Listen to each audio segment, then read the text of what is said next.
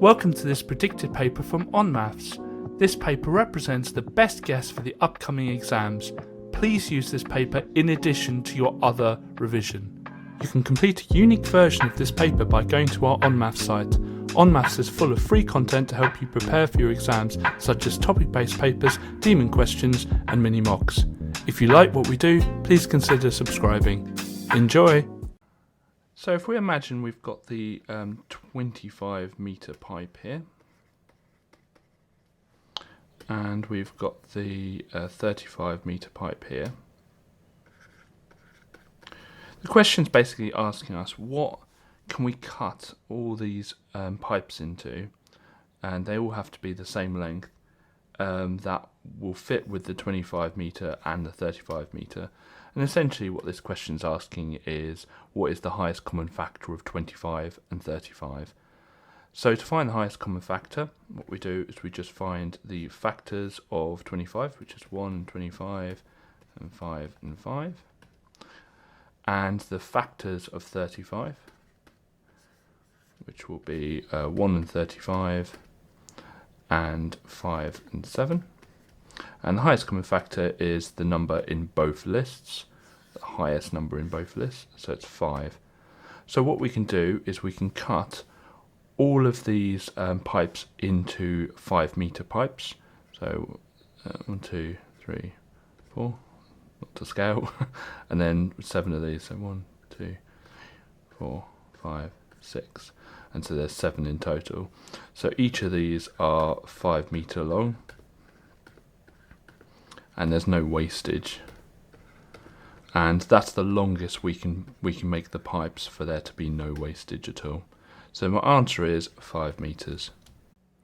So we're going to start by understanding that all lines form or can form an equation y equals mx plus c, with m being the gradient and c being the y-intercept. It says here the gradient is -2, so we've already got a bit of a head start with this, but we don't know what the y-intercept is. So we're going to use this first set of coordinates to work out what the y-intercept is. So y is -31 and x is 15. And we're going to use this to solve and find out what c is. So first thing I'm going to do is, well, just tidy this up. 2 times 15 is 30, so -30 plus c. And I'm just going to add 30 to both sides to get c on its own. So that would be -1 equals c. So c is -1. So we now know that the equation is y equals -2x minus 1. And we're told that the y is -37. And we're looking for the x value, which they've called w. So let's get our solving lines in. Okay, so the first thing I'm going to do is add 1 to both sides. And so it would be -36 equals -2x.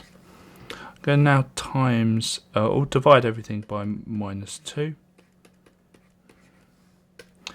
And a negative divided by a negative is positive. 36 divided by 2 is 18. And then obviously that gets rid of the coefficient of the x, so it's just x. So x equals 18, so the x value is 18 and the x value is the w value. So w is 18. So when you read this question, the question's basically asking you to find the bearing of O from B. So the lifeboat is at B, so I'm going to draw a north line here.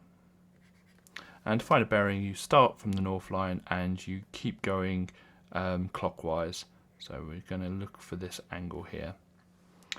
Now, this angle, which is given to us in the question, and this angle here, which I'm just going to call x, are going to be equal. So x is going to equal 135 degrees. And the reason for that is we've basically got, and I'm just going to draw or extend the north line down, because we've basically got well, we have a set of parallel lines here, and we have a set of z angles, which we know is alternate angles.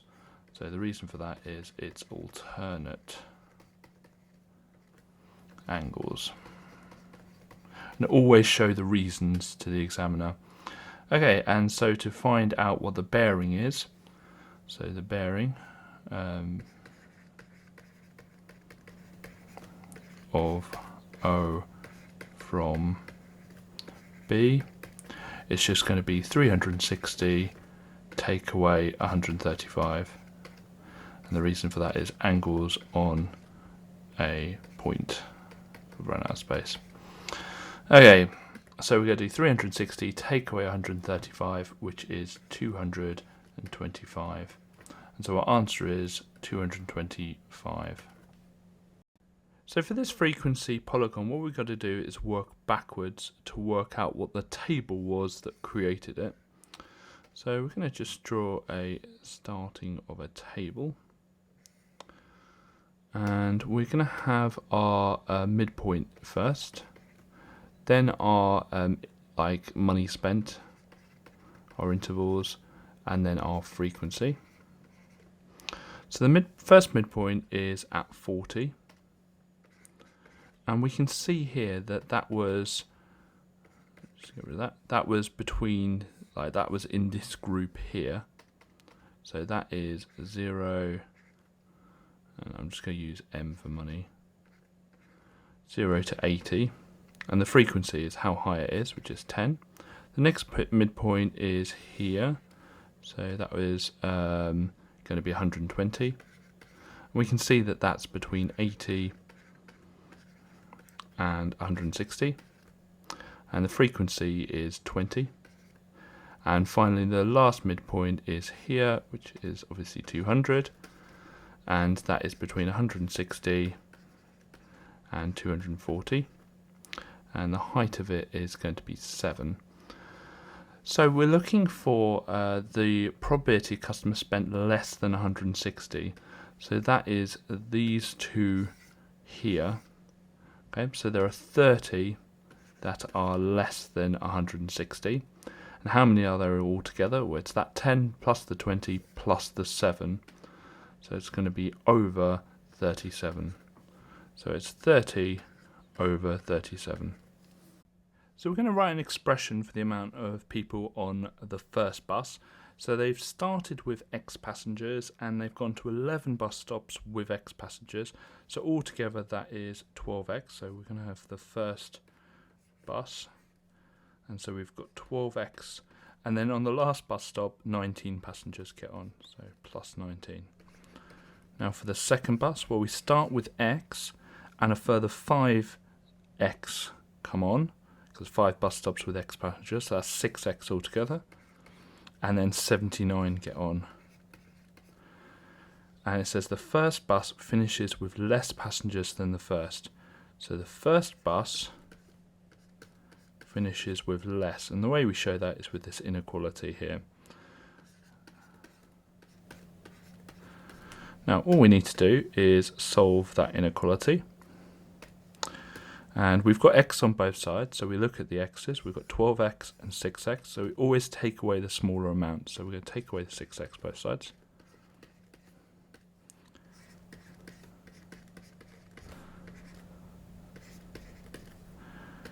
And next thing we're going to do is take away the 19 from both sides.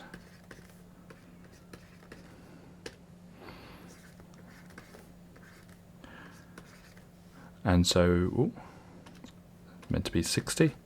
Got ahead of myself. And the last thing we do is divide by 6 both sides.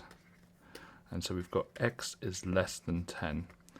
Now, it says here, assuming no passengers got off either bus, what is the largest value for X? Now, it is tempting to write down 10, but it says X has to be less than 10. So the biggest number we can get that is less than 10 is 9. So I'm going to start just by writing out the equation. And I can put my lines in. Okay, we're asked to make X the subject, so we're going to first of all add 10 to both sides. In fact, I'm just going to move all this over a little bit so I've got a bit more space. Okay, so we're left with m plus 10 on the left hand side, and we've got 1/7 x on the right hand side. Now to get rid of the 1/7, what I can do is just times both sides by 7. So 7 brackets m plus 10 equals x.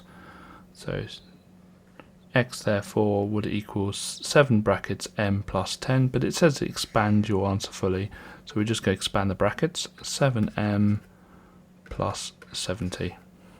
To find out what the value of x is, we first of all have to find out what the value of y is. And we can notice that we've got two sets of parallel lines here and here, and a line going through them. And we kind of got these f angles, which we have to call corresponding angles. So we know that 2y minus 50 is equal to 78. And we must write down the reason, so corresponding angles. And corresponding angles are equal. Now here we've got an equation and we want to solve it, so we get our lines in. We go first of all add 50 to both sides. So we've got 2y equals 78 plus 50, which would be 128. And then we're going to halve both sides, or divide by 2. So we've got 64. So we know that y is 64.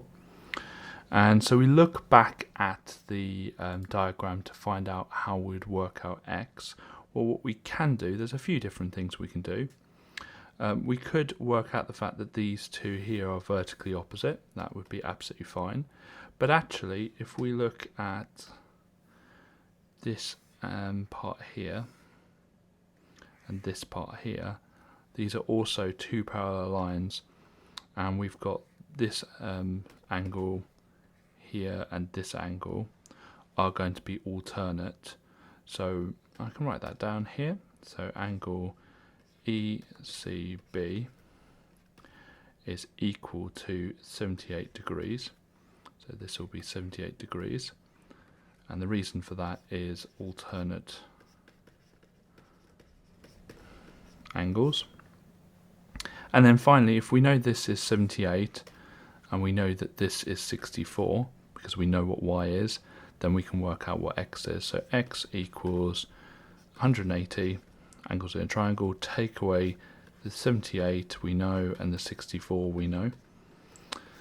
And the reason for that is angles in a triangle add up to 180 degrees. And just make sure you write down all the reasons as you go. And when we take away the 78 and the 64 from 180, you get 38. So x is therefore 38 degrees. First thing I'm going to do is just draw the square out. And we know the length of it is 10x plus 10, but it is a square, so that's the same all the way around it. But we're also told that the perimeter is 440, so the perimeter is 440. So what we can do is we can work out the perimeter in algebra by multiplying 10x plus 10 by 4, or just adding up the 4 lengths that we've got. So we're going to do 4 times 10x plus 10. But we also know that that is going to be 440 because we're told in the question that the perimeter is 440. So put our lines in because we're going to solve, and we're just going to start by expanding the brackets. So that'll be 40x plus 40 equals 440. Then we're going to get rid of the plus 40 first, so take away 40 both sides. And so that'll be 40x equals 400. And then we get rid of the 40 before the x, so we divide both sides by 40. And we've got x equals 10. So our answer is 10. To find the exterior angle of any polygon, we do 360 divided by the amount of sides. These are decagons, which means they have 10 sides. So the exterior angles will be 36 degrees. And the exterior angle is just an angle that kind of continues on. You just continue on from the side. So this one here is the exterior angle of the left-hand decagon, and this one here is the exterior angle on the right-hand decagon. So altogether, the angle A will be 36 plus 36, which will be 72. So our answer will be 72 degrees. So we're going to first of all work out where 9 is on the y-axis. Well, we've got 8 here and 10 here, so 9 will be halfway in between. And what we're going to do now is just draw a line across at 9, and then wait until it hits the line, and then we're going to draw a line down, and you can see here that x is 1. So our answer is that x equals 1.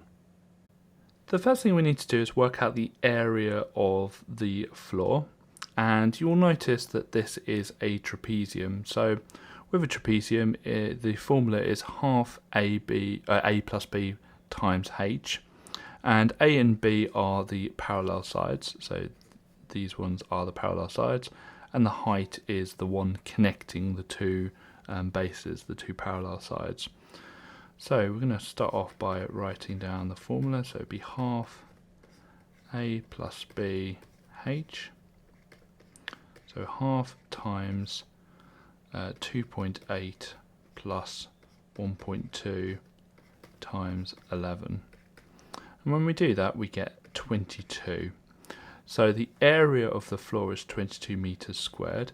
And it says here that the tiles are sold in packs which cover 3 meters squared. So if each pack covers 3 meters squared, we're going to do 22 divided by 3, which will be 7.33 packs that we need. Now obviously you can't get 0.3 of a pack or 0.33 of a pack, so we're going to have to get 8 packs and just have some left over. So we'll need 8 packs in total. Okay, next thing we look at is the fact that the Jenny has a 25% discount. So we need to find out what 25% discount would do to the £18.60 for the tiles, or for the pack of tiles. And so what we're going to do is we're going to get the £18.60 and we're going to times it by 0.75. So we're just going to find 3/4 of it because she has a 25% discount, and that would be 1,395. So that's the tiles are going to cost £13.95. Now I've done this in pence and I've kind of muddled it together here, so really let's just go back because I've kind of done this in pence. So that would be 1,860 times 0.75, and so each pack will cost 1,395, and the reason we're doing this in pence is the answer needs to be given in pence, so I might as well just make that conversion now. And so it's going to be 8 lots of the 1,395 pence packs, which will cost in total 11,160 pence, or £111.60. But Jenny has £100 to spend, and we're asked how much extra does she need. So we're going to do the 11,160, take away the 10,000 pence that she has, which will give us 1,160 pence. So she needs to find £11.60 or 1,160 pence from somewhere. So let's just write out this sequence.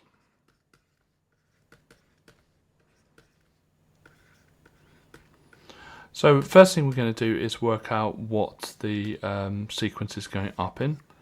And we can see here that we're adding 15 each time in our sequence. And whatever the sequence is going up in is what goes before n, so it's going to be 15n. Now 15n would give us the 15 times table, and this isn't the 15 times table. So to work out what the offset is, we go and find our 0th term. So instead of adding 15, when we go backwards, we're going to take away 15. And so that would be 10. And so our answer is going to be 15n, and we're going to add that 10 on. The formula for an exterior angle for a regular polygon is 360 divided by the amount of sides. Now here we're given the fact that the exterior angle is 30 and we're looking for n, so we just need to rearrange the equation. We can times both sides by n.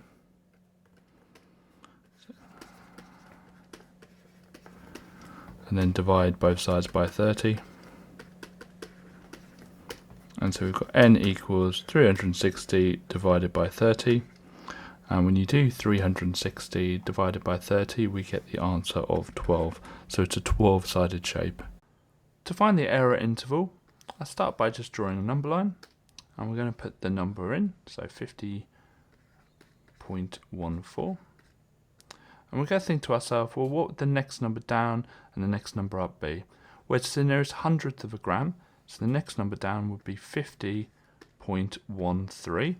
And the next number up would be 50.15. Then to find the lower bound and the upper bound, or the highest and lowest it could be, we just find the halfway points between those two.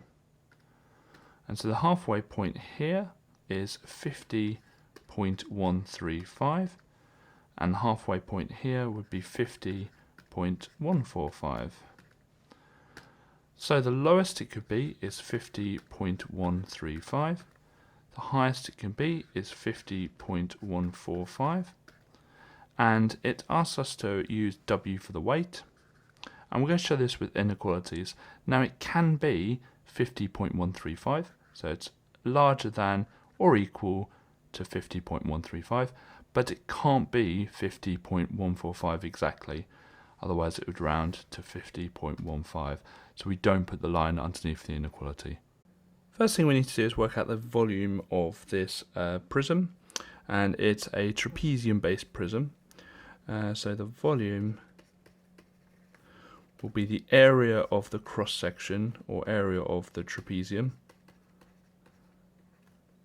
times the length, how 3D the prism is. So trapezium is half a plus b h, and then times the length. Now A and B are the two parallel sides, which will be this one and this one. And then the H is the perpendicular line that hits both of them at 90 degrees. So what perpendicular means, between the bases. So this will be the 25 meters here. So it's going to be half, and then we're going to add 1 and 5. Times that by 25. The length is how 3D it is, so it would be that 10 there.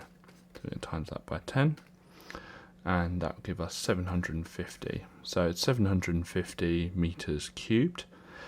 Now, there is a little formula we can make for the rate. So the rate of anything for this will be the volume gained over time. Now, with this question though, we're interested in the time it will take. It says how long will it take. So we're actually looking at the time. So it will be time equals the volume, which is 750, over the rate, which is 15. So 750 divided by 15 is 50. So it will take 50, and let's have a look. It says per minute.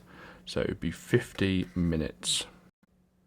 So we can't work out length CE directly, but what I'm going to do is I'm going to start off by finding length BC, and I'm going to do that using trigonometry. So we've got the 90 degrees there, so it will be, well, we'll start by labelling it. So BC is the hypotenuse, the opposite here and adjacent here. We're not using the adjacent. So we're going to just do our SOHCAHTOA, and we've crossed out the A, so we cross out these two, so it's going to be sine. So we know that sine 79 equals the opposite, which is 29 over the BC. So I'm going to put my solving lines in, and we need to times both sides by BC first of all.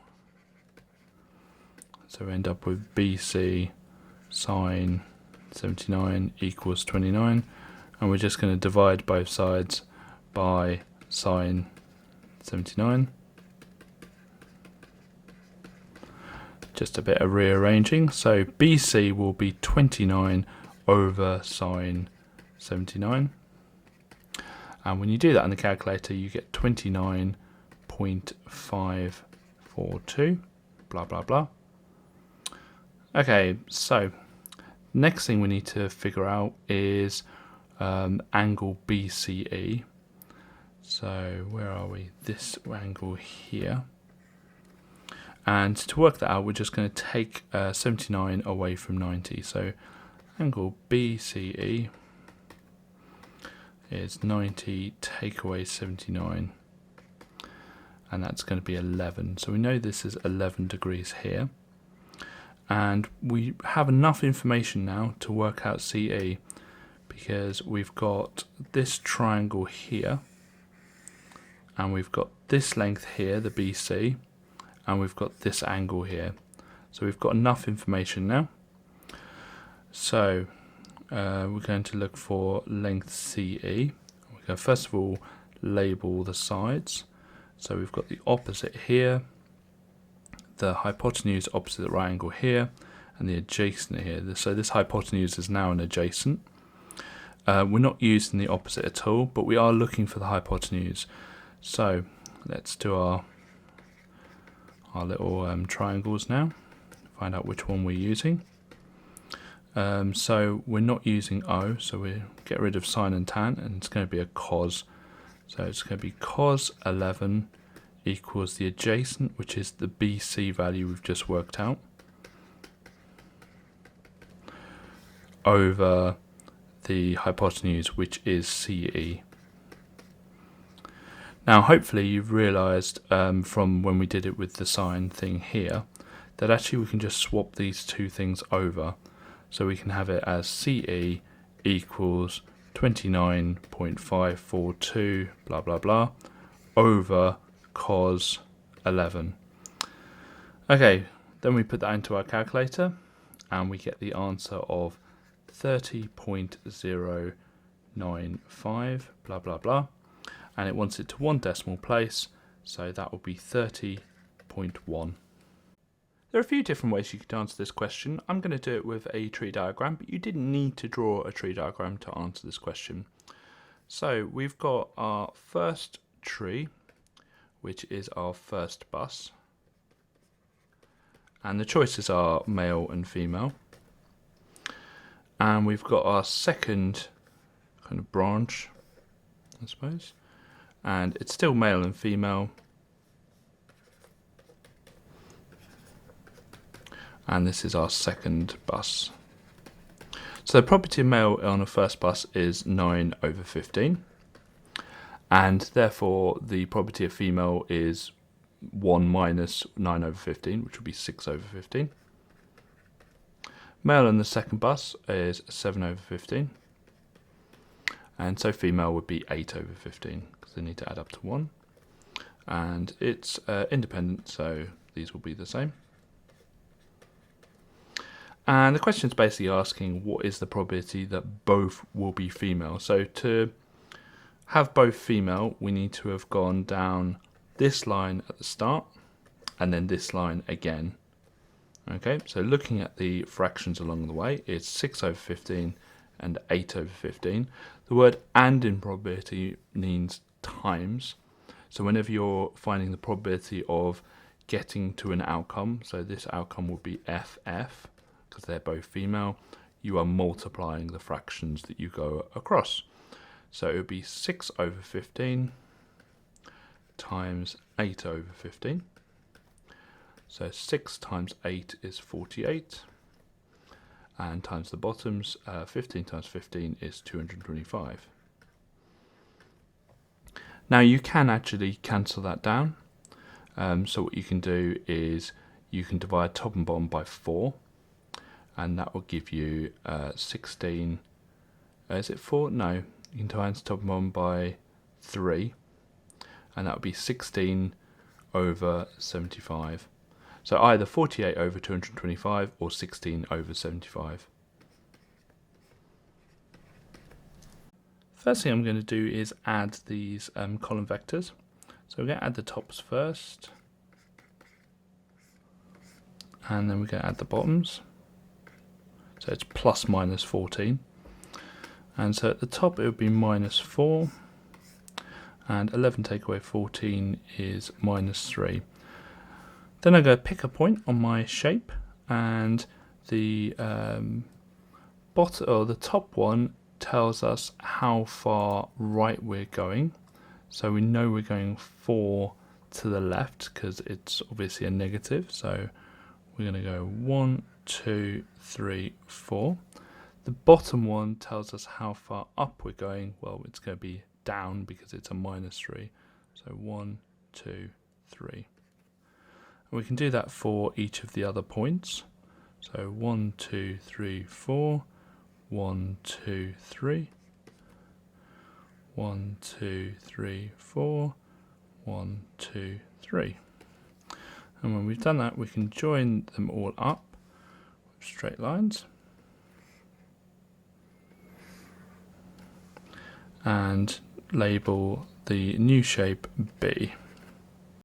With these questions, it's normally easier to view these as two separate triangles. So we've got a small triangle here with 19 and 47. And what I'm going to do is I'm just going to move this out. And we've got a bigger triangle here.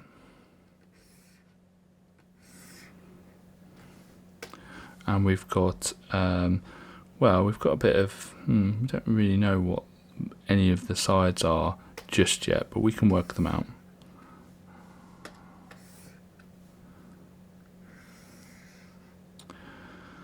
Okay, now we know that both of these triangles are similar, and the reason is they share an angle and the lengths at the bottom are parallel, so they will be similar, which means one's an enlargement of the other.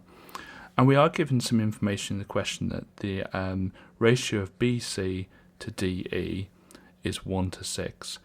So BC is this length here, and DE is this length here. So we're actually given the scale factor because we know that 1 times 6 is 6. So we know the scale factor is 6, and it's asking us to find length AD. And so the corresponding length to AD, which is this one here. So all we need to do is get that 47, times it by the scale factor, so times it by 6 to get to our value. So it's 282. So with all these circle theorem questions, there's multiple ways of doing it. I'm going to show one way, but if you've got a different way and you get the right answer in correct methods, then please feel free to use that. First thing I'm going to notice is we've got a lot of tangents touching radii. So we've got two radii here and here. And whenever we've got a tangent touching a radius, it's always going to be 90 degrees. And so I'm just going to show these all on the diagrams 90 degrees. And then we're going to say angle OBC equals angle OBA equals angle ADO equals 90 degrees. And we have to show the reasons. Most of the marks in this question will be for the reason. So it's going to be a tangent radius equals 90 degrees. And try and write out the full reasons. I'm going to just keep it a little bit contained, just so I can fit this answer all on the same slide. Okay, so the first thing I'm realizing is that there's a nice little quadrilateral here. And whenever we've got quadrilateral and we've got three of the sides, we can work out the last one. So angle DOB is going to be 360, take away the angles that we know, so 90 plus 90 plus 48. And the reason for that is angles in quadrilateral add up to 360 degrees. And so when you do 360, take away that, you get 132 degrees. So this is 132. But we also have this angle here, which is also angle DOB, but I'm going to call this kind of the reflex one. And to work this one out, we just do 360, take away 132. And the reason for that is angles on a point equal 360 degrees. And so we're going to do 360, take away 132, which is 228. So this is 228 degrees. Now we can also use the circle theorem to work out this one, because we've got an angle at the centre and an angle at the circumference, and the angle at the centre is twice the angle at the circumference. So angle DFB is going to be 132 divided by 2. Angle at centre twice angle at circumference. Okay, so when we halve that, so 132, and we're going to halve it, so that's 66 degrees. We should really put degrees on these. Okay, the next one we're going to work out is this angle here, which is angle OBF. There's no reason for this, it's just the whole thing is 90. We're taking away the 77, so that would be 13 degrees. So that's a nice easy one. And let's just put the 66 degrees on our diagram as well. And the final thing really here is that we've got a quadrilateral here, kind of arrowhead, and we've got 3 of the angles, 1, 2, 3, and we're looking for the third one. So angle ODF is going to be 360, take away all the angles that we know, so the 228, the 13, and the 66. And the reason being the same as before, so angles in quadrilateral add up to 360 degrees. And when you do that, you get the answer of 53 degrees. So this angle here is going to be 53 degrees. We're going to start by working out what outcomes will give us 2 different types of drink. So we could have OA or AO. We could have AW or WA. And we could have OW or WO. Now what we notice really when we do this is that OA gives us the same probability as AO. Same with AW and WA, same with OW and WO. So we're going to just ignore the right hand side ones, and we're just going to focus on the left hand side ones. To work out the probability of O and then A, so orange juice then apple juice, we work out the fact that it's 6 over, or the probability of picking orange juice first of all is 6 over 27. And then if we picked an orange juice, the probability of picking an apple juice would be 9 over 26. And so that would be 54 over 702. Apple juice then water would be 9 over 27, and then 12 over 26. And so that would be 108 over 702. And then orange juice then water will be 6 over 27 and 12 over 26, and that would be 72 over 702. Now we're looking at the probability of this or this or this, and the word or means add. So the probability of OA or, I should put that in brackets, probability of OA or AW or OW is these added together, and when you add them together you get 234 over 702. Now I said we would deal with the reverse situations now. I'm going to deal with that now. And as I said, OA is going to be equal to AO, AW is equal to WA, and OW is equal to WO. So all we need to do to find the probability that the drinks are different is get the 234 over 702 and just double it. And we can do that by just doubling the numerator. So 468 over 702. That cancels down to 2/3. So there is a 2/3 chance that the drinks will be different. So we first of all need to work out the frequencies in each of the bars. And we know that the frequency density is proportional to the frequency over the class width. So we're just going to go through each of these bars and work out what the frequency is. So all we need to do is times the frequency density by the class width. So 4.8 times 10 is 48. The second one is 0.4 times 10, which would be 4. And then the last one will be 0.8 times 5, which will also be 4. Work out the total frequencies. So it would be 48 plus 4 plus 4, which will be 56.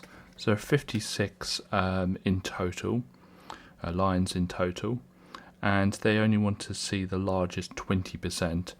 So we're just going to work out 20% of 56, which we can do, we can just multiply it by 0.2, and that'll give us 11.2. Now you can't have 0.2 of a line, so we can just round that to 11.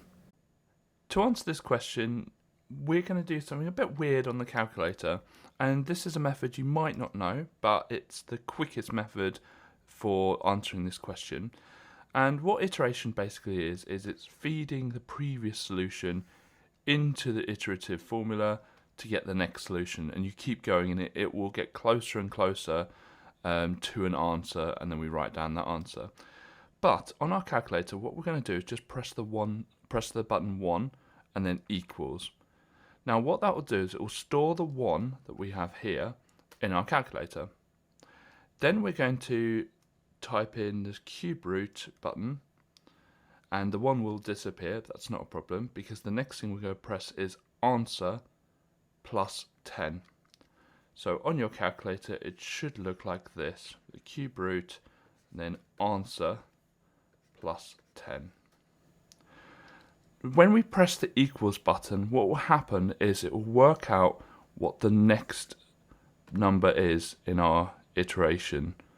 So if we press equals, we get 2.22398 blah blah blah. Because we're looking for it for 3 decimal places, we're just going to work that out to 3 decimal places. So it'll be 2.224. Then all we need to do now is press equals again, because instead of using the 1, it will use the 2.223980091, etc.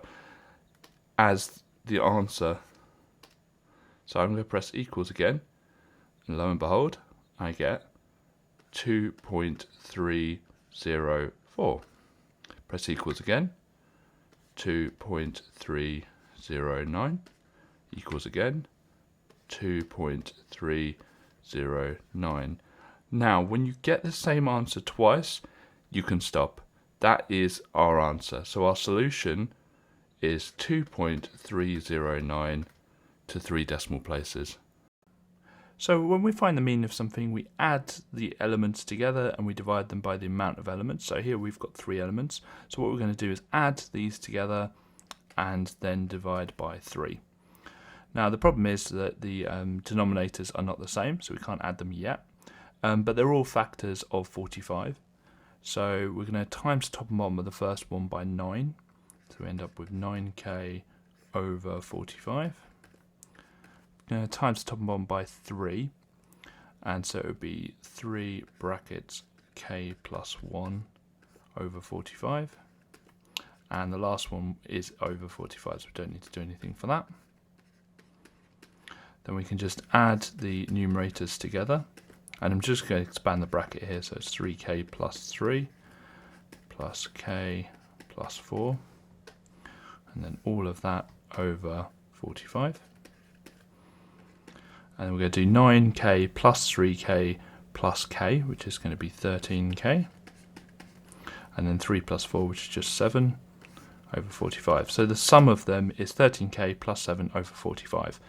So to work out the mean, we need to divide it by 3.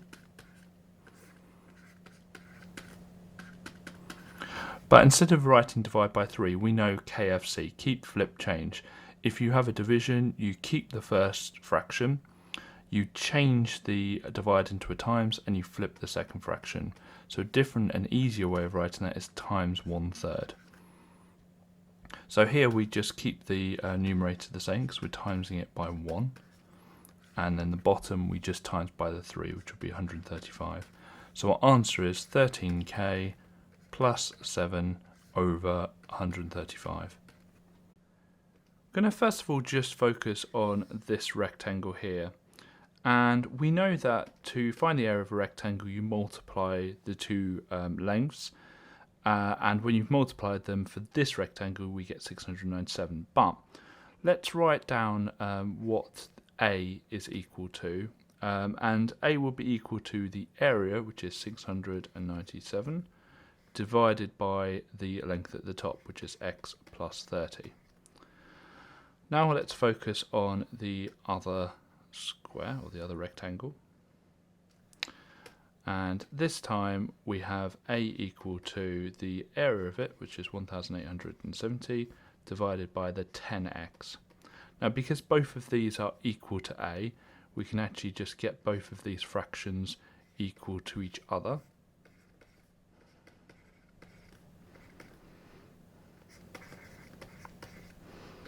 And what we can do is work out what x is going to be. So the first thing I'm going to do is I'm going to put my lines in because we are looking to solve. This is probably going to take a while. And I'm going to times both sides by the x plus 30, so I can get rid of the denominator on the left hand side. And so this will just be 697 on the left hand side because that gets rid of the denominator. And it will be 1870 times x plus 30, and then all of that over 10x. Same thing again, but I'm going to get rid of the denominator on the right hand side, so I'm going to times both sides by 10x. So we've got 697 times 10, which would be 6,970x, because it's 10x. And it won't actually do anything to the right hand side, but I'm going to expand the top, the numerator. It just gets rid of the denominator. So let's expand while I'm here. So that would be 1870x plus, was it 56,100? I believe that's right. Yep. Okay, so now we've got x's on both sides. So we look and see which one is the smaller amount of x, which is the 1870, and we're going to take that away from both sides. So take away 1870x from both sides, and that will leave 5100x on the left hand side, and then obviously we've got the 56,100 on the right hand side. And we want to get rid of the 5,100, so we're just going to divide both sides by 5,100. And so we've got x equals 11. So now we know x is 11, we can pick one of the equations that we had at the start, and I'm just going to pick the first one, and we can just feed in the value of x. So a equals 697 over, instead of x, it's going to be 11 plus 30. And when you do that, you get the answer of 17. So A is 17. So I'm going to, first of all, just draw out the diagram a bit bigger, just so we've got a bit more space. And we're looking at going from B to M, and M is about here. Now the first thing to notice with M, I'm just going to quickly label the other parts on, is that the ratio of A to M is 1 and M to C is 4. So the ratio is 1 to 4 between the two. And what is really helpful sometimes is just to label in the kind of section. So if A to M is one section, we've got 4 of the sections from M to C. So just put little notches there to show the 4 sections. And we can see straight away that A to M is 1/5 of that distance. That's why it's a nice, easy way to show that A to M is 1/5 of that distance. Let's just put a nicer 5, there we go. And so we're looking at going from B to M, but we can't go directly from B to M. We've got to go from B to A to M, and that's going to be the direction of travel. Now, we don't know the name of the road between A and M. In fact, we don't know the name of the road between A and C. We've got to first of all work out what that's called. So what we're going to do is we're going to go from A to C by going down here and then up here. So we can find out A to C is going to be going backwards down A, then up B. Now A to M is going to be 1/5 of A to C. Now if A to C is minus A plus B, that means A to M is going to be minus 1/5 A plus 1/5 B. Now we're asked for the vector B to M, and we know that that's going to be B to A plus A to M.